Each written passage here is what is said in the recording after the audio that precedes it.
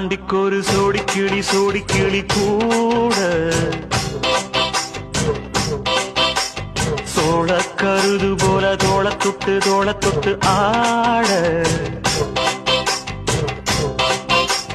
செந்தூர பாண்டிக்கு ஒரு சோடி கிளி கூட சோழ கருது போல தோள தொட்டு ஆட காதல் பாட்டெடுக்கும் வயசு இது கேட்டு கிருகி